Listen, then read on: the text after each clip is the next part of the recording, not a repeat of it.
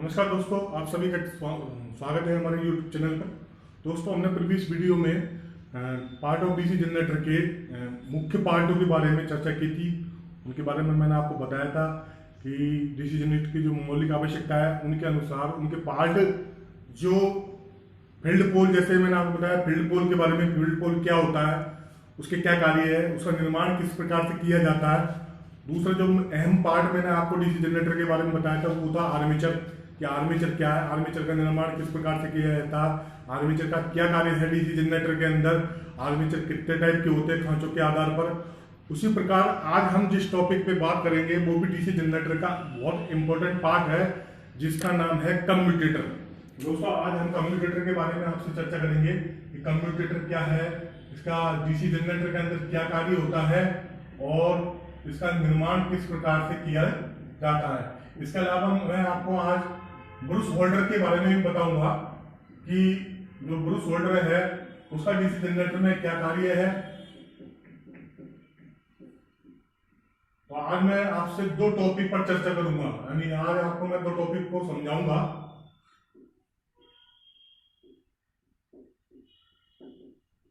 Bruce holder और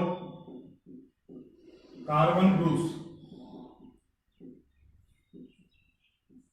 तो दोस्तों, आज हम इन दो टॉपिकों पर चर्चा करेंगे और इन दोनों टॉपिकों को विस्तार से मैं आपको समझाऊंगा कि कम्यूटेटर क्या है, कम्यूटेटर का जनरेटर के अंदर क्या कार्य है।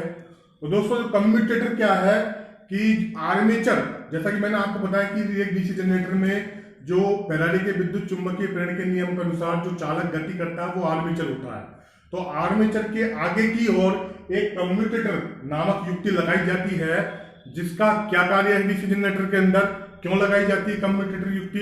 देखो, कम्यूटेटर क्यों लगाया जाता है, इसका रीजन ये है कि जो आर्मेचर होता है, आर्मेचर बाइंडिंग में जो विद्युत वाहक बल उत्पन्न होता है वो विद्युत वाहक बल फैराडे के नियम अनुसार, तो विद्युत वाहक बल फैराडे के नियम अनुसार इलेक्ट्रोमैग्नेटिक इंडक्शन के सिद्धांत पर के अनुसार उत्पन्न होता है।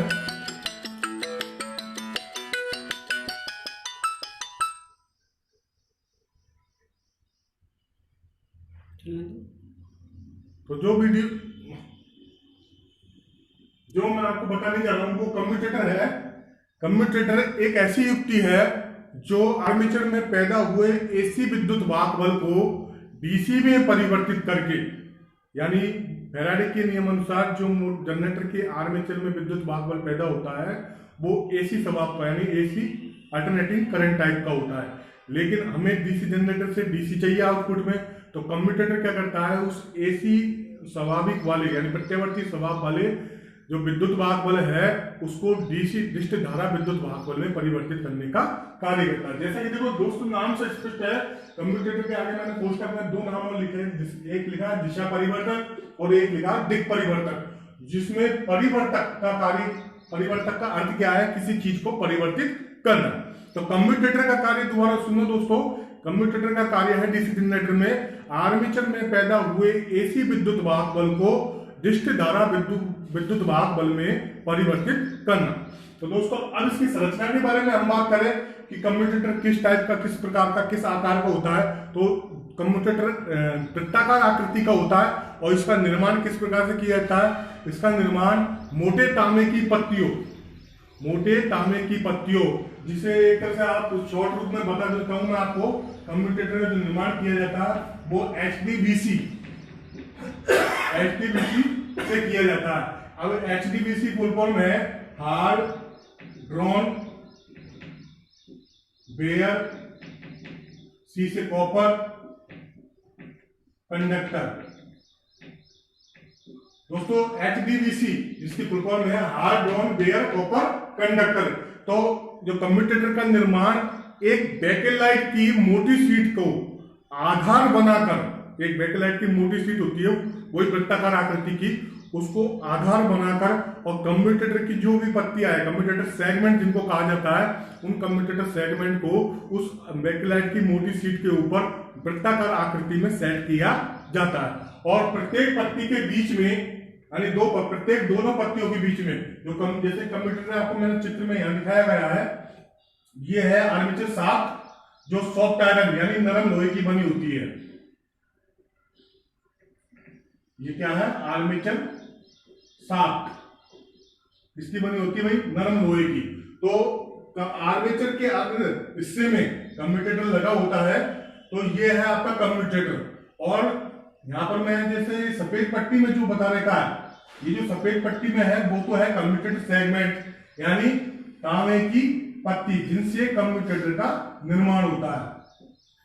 HDBC की पत्ती जिससे कम्यूटेटर का निर्माण किया जाता है।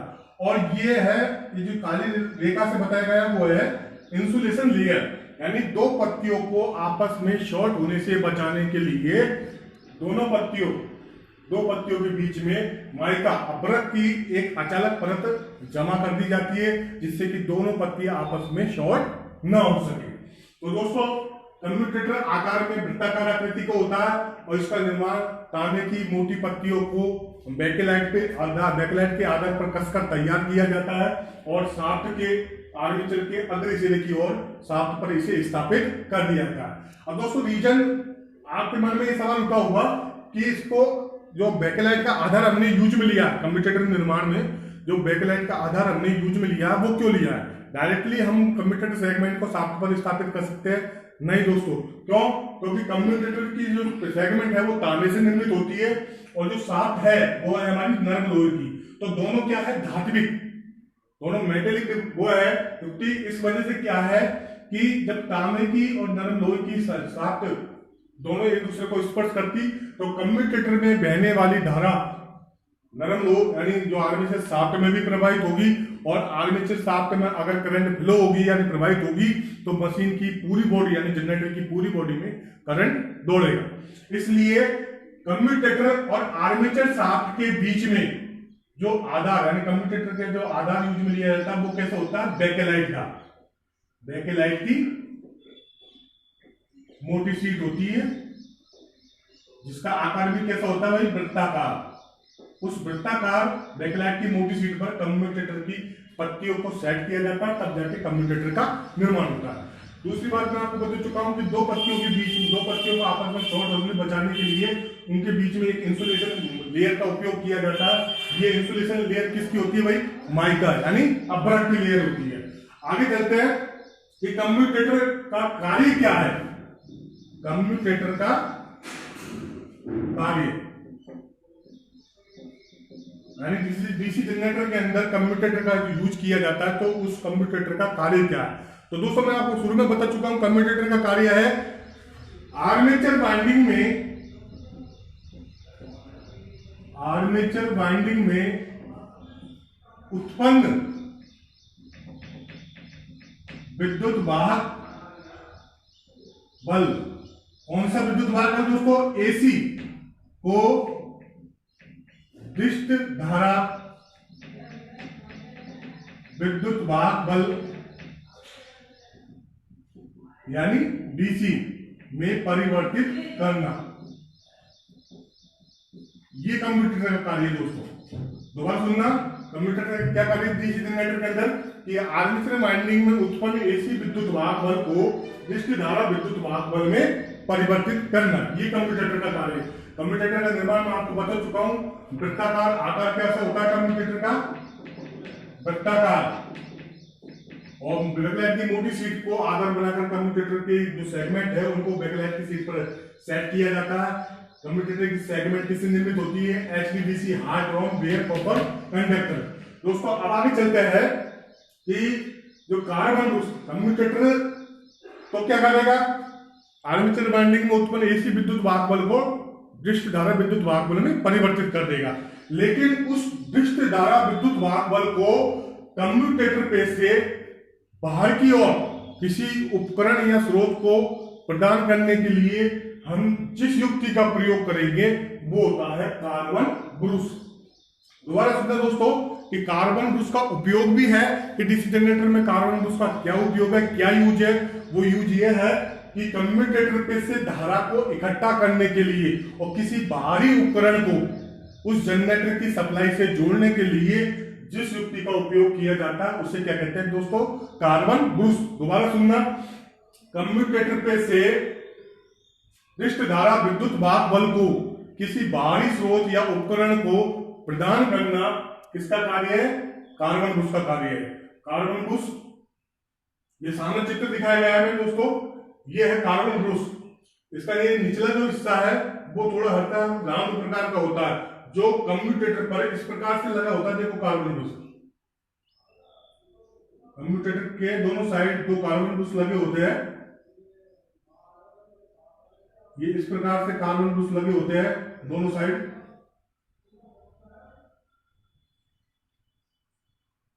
तो दोस्तों ये जो नीचे वाला हिस्सा है वो ये है जो कम्यूटेटर से लगातार संपर्क बनाए रखता है।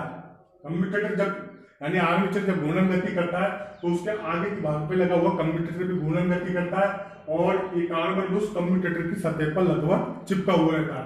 तो ये जो निचला हिस्सा है इसका, ये बाकी का ऊपर हिस्सा, इस ऊपरी हिस्से पर एक लीड नरम तांबे की एक फ्लेक्सिबल लीड जोड़ दी जाती है जब कार्बन बुश का निर्माण किया जाता है। तो इस लीड को क्या कहते हैं भाई? पिकटैल। इस लीड को क्या कहते हैं? पिकटैल। और पिकटैल के आगे वाले सिरे पर एक लग जोड़ दिया जाता है जो इसे ब्रूस होल्डर से जोड़ने का कार्य करता है। ब्रूस होल्डर पर एक पेच रहता है जिसपे इस पिकटैल को लग में फंसाकर फिर यहां से क्रिम्प करके, इसको क्रिम्प करके और इस जगह पेच की सहायता से ब्रूस होल्डर पर लगा दिया जाता है। फिर वहीं से ही एक पीवीसी केबल को ब्रूस होल्डर से जोड़कर उस केबल को डीसी जनरेटर के टर्मिनल बॉक्स से बाहर की ओर निकाल दिया जाता है। आपने देखा होगा डीसी जनरेटर के टर्मिनल बॉक्स पर 3-4 तरह के तार निकले रहते हैं, फील्ड वाइंडिंग के और आर्मेचर वाइंडिंग के। और दोस्तों आगे जब हम चलेंगे सीरीज शंट और कंपाउंड जनरेटर के बारे में, जब इनका वर्गीकरण पढ़ेंगे डीसी जनरेटर का, तब मैं आपको बताऊंगा कि डीसी जनरेटर के अंदर कितनी प्रकार की बाइंडिंग होती है। अभी केवल यह है कि कार्बन बुश का क्या यूज है, इसका कार्य क्या है, इसका निर्माण किस प्रकार किया जाता है। तो दोस्तों अब चलेंगे अपन ब्रूस होल्डर और कार्बन बुश पर। दोस्तों कार्बन बुश का उपयोग यानी उसका कार्य मैं आपको बता चुका हूं कि कम्यूटेटर पे से धारा को एकत्रित करने का कार्य किसका होता है? कार्बन बुश का।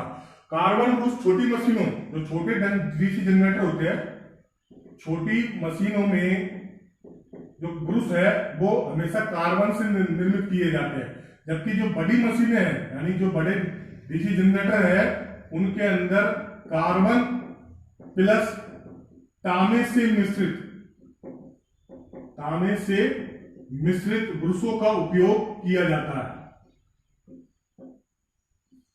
दोबारा सुनना दोस्तों, जो छोटे डीसी जनरेटर होते हैं, कम क्षमता के जो डीसी जनरेटर होते हैं, उनके अंदर जो ब्रूस बनाए जाते हैं वो होते हैं कार्बन से निर्मित। लेकिन जो बड़े डीसी जनरेटर यानी बड़ी मशीन होती है उनमें जो ब्रूसों का उपयोग किया जाता है वो कार्बन प्लस तांबे से मिश्रित ब्रूस होते हैं। यानी इसमें आप ये मान सकते हो कि 80% अगर तांबा वो कार्बन है तो 20% इसमें कॉपर मिला होगा।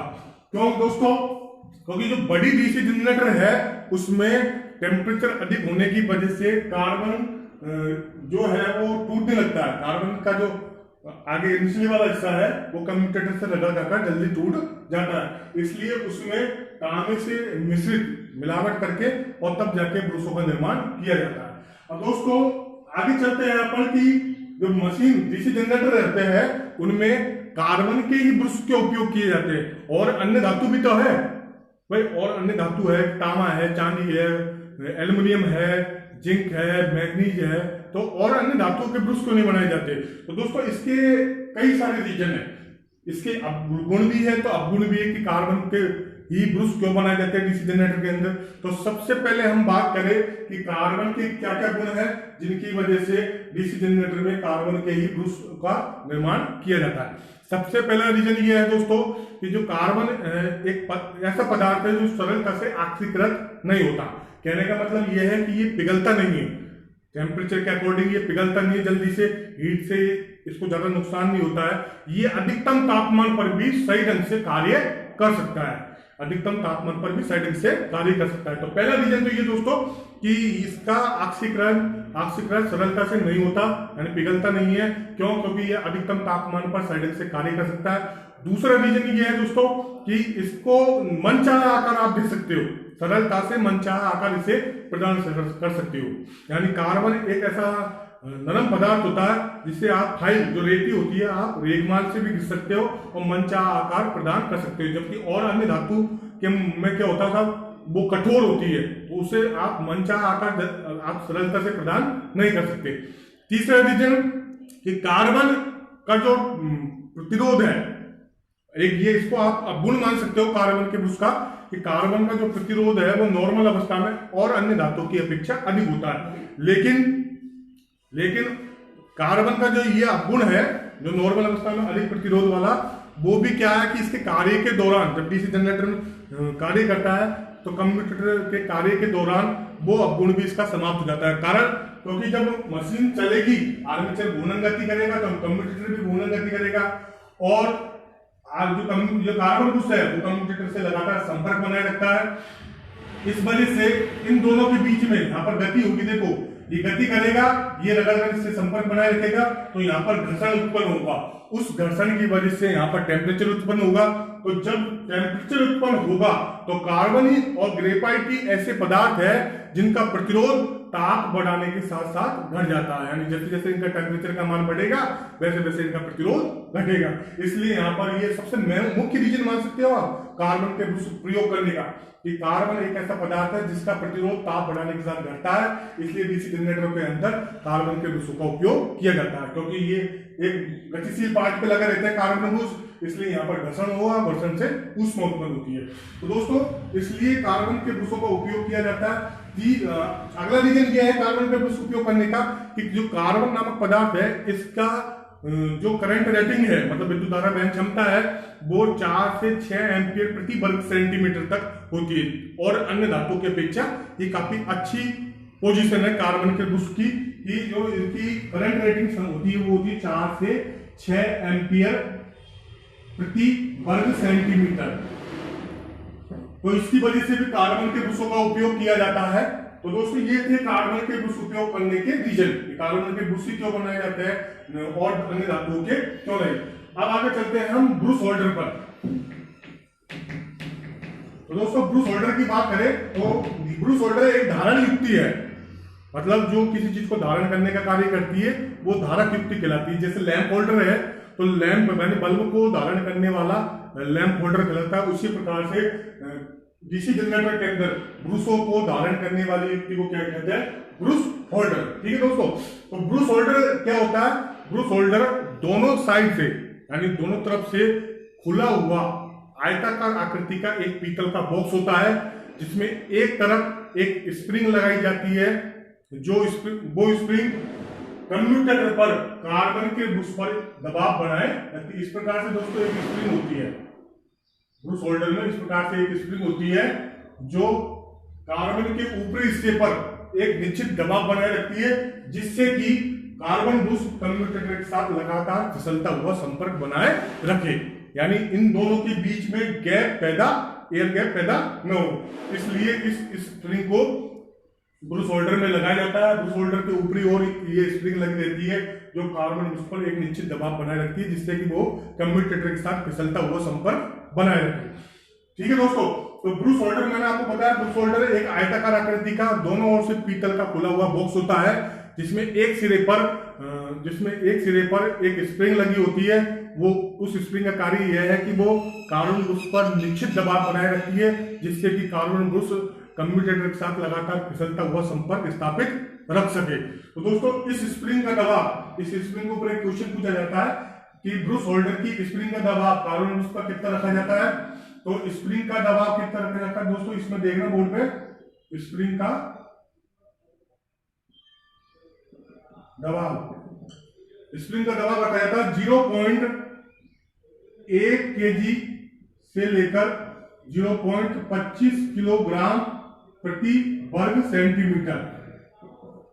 दोस्तों सवाल पूछेगा आपसे कि डीसी जनरेटर में जो कार्बन ब्रुश है उस पर स्प्रिंग का दबाव कितना रखा जाता है, 0.1 किलोग्राम से 0.25 किलोग्राम प्रति वर्ग सेंटीमीटर। दोस्तों तो मैंने आज आपको कम्यूटेटर दिशा परिवर्तक के बारे में बताया, ब्रुश होल्डर और कार्बन ब्रुश के बारे में बताया, डीसी जनरेटर के अंदर कार्बन ब्रशों का उपयोग क्यों किया जाता है, इसके बारे में बताया मैंने कि क्या क्या रीजन है कि डीसी जनरेटर के अंदर कार्बन के ब्रशों का उपयोग किया जाता और अन्य धातु से निर्मित ब्रशों का उपयोग क्यों नहीं किया जाता। तो वो रीजन मैंने आपको बताया। तो आज के लिए इतना ही दोस्तों, कल फिर मैं आपको नए टॉपिक के साथ में दोबारा से वीडियो बनाऊंगा। थैंक यू दोस्तों।